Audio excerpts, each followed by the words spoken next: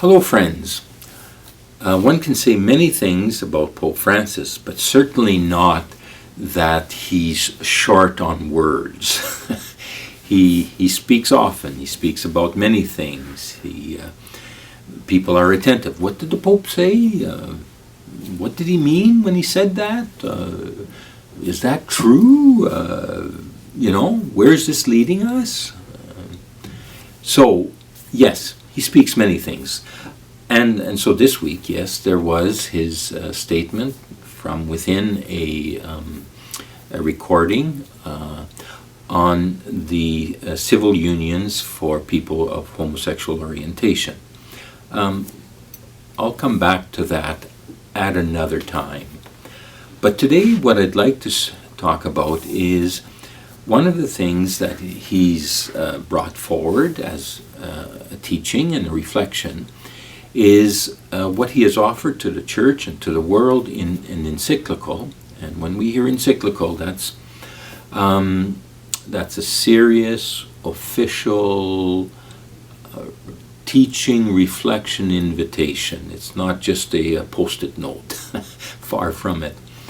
And the encyclical that came out about 3 weeks ago, a month ago, is called Fratelli Tutti. Now, Fratelli Tutti is an expression in Italian that means all brothers, or brothers all.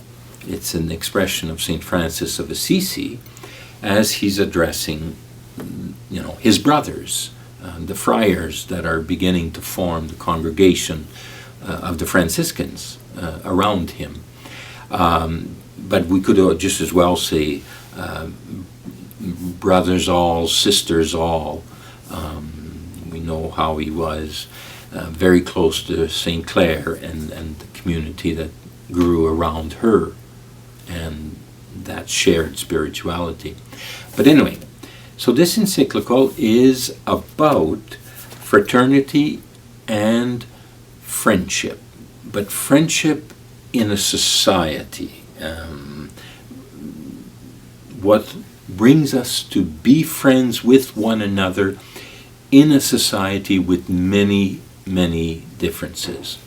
We know that Pope Francis is admired for his inclusivity. He's ready to go out to people, listen, dialogue, pray with. With Pope Francis, there's no building of walls at all. It's, if anything, trying to open as many doors as possible and inviting us to walk through those doors to the invitation of Christ. So, he has written an encyclical. Now, I will be very honest. I could say I will now present you with the ideas that are in here, in the document. But I have to admit, my main point today is to invite myself and yourselves to actually become familiar with the document, to read the document, to read, reflect, and pray with the help of this teaching from Pope Francis. Now, I must say that, an encyclical, and in this, Pope Francis is not different from all the popes when they come to documents of this nature, this importance. It's 130 pages.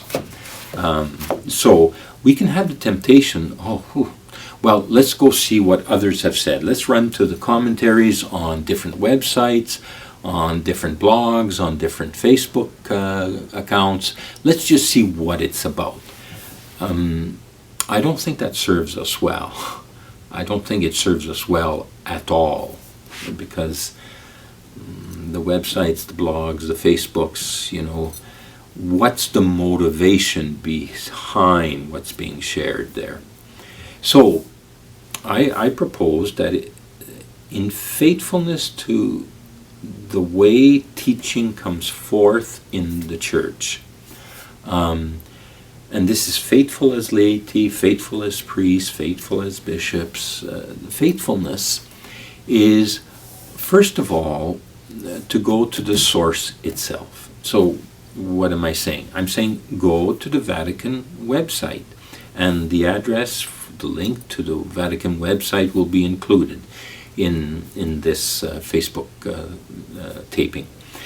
And there, to see that as a way of getting into it, actually the congregation who worked with the Holy Father to bring forth this encyclical, they must have talked to one or two communication professionals, media experts. What they've done is, a 1.5-page summary. You immediately get the main ideas, the main chapters, sections, the flow of it. They've also developed frequently asked questions so that you, in reading this quickly, you can see more fully, why did the Pope write this at this time? What's at play here? What's the fundamental values? And then they've even produced a infographic, which, with pictures, you always gotta love pictures, but where it shows simply and clearly what's the main ideas, what's the flow of ideas. This would be really something to help, let's say, a small group doing a book study of this particular document. Anyway, so different tools, and then the document itself. And again, this is an invitation to myself. I got to take the time, and in this COVID time, I have a little bit more time, and perhaps yourselves also. So this is something to read. It's a serious, but it's not dull, boring, dense. But it's taking our call to be all brothers and sisters seriously, faithfully.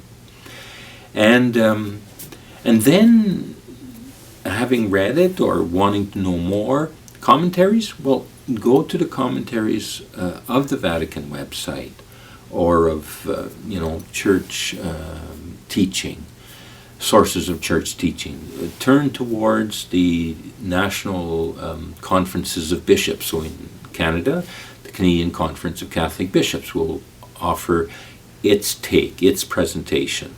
So will a conference of bishops in Africa, a conference of bishops in South America, because the document, meant for all, it's a universal document, also will bring forth different reflections, different calls to action in different parts of the world, different situations. And then I'm going to say, perhaps even for a commentary, turn towards your pastor, turns towards a priest gather as a small group of laity and the pastor perhaps, and do, as I said, somewhat of a book study. Because we need to let the Spirit work in us in the right way. So that's the route, I would say, for a faithful reading of this document, of any document. And if I can just quickly say what are the main sections. So, first of all, he speaks about the shadows of a world that is closed, divided, division between one another. Brings then forth the image of the parable of the Good Samaritan, the stranger on the road, and it'll be an image that will carry the whole document. So what does it mean to be an open world? What does it mean to have an open heart? He then speaks about politics, about how society as a whole, how many societies, many faiths, many ways that people live their lives in community, and communities amongst communities. How do we, at the political level, that is, at the way we function with one another in large realities, how do we work for solidarity? What does it mean to dialogue, really dialogue, not be a how can you say, just people who are deaf because they've already got their preconceived notions. So, and then what is it to be reconciled with one another? And the final one, chapter, is on religions as the source of greater fraternity, at the service of greater peace. We often say, oh, religions, that's what divides the world. But no. And so how can religions, and this comes down to the point of, how do you undertake, or why would you undertake a conversation with your Muslim neighbor on one side and your, Buddhist neighbor on the other side, brothers all, sisters all? How do we let faith be something that brings us together? Anyway, the invitation is for me and for you to approach and take in all that Pope Francis has so richly offered us. Thank you.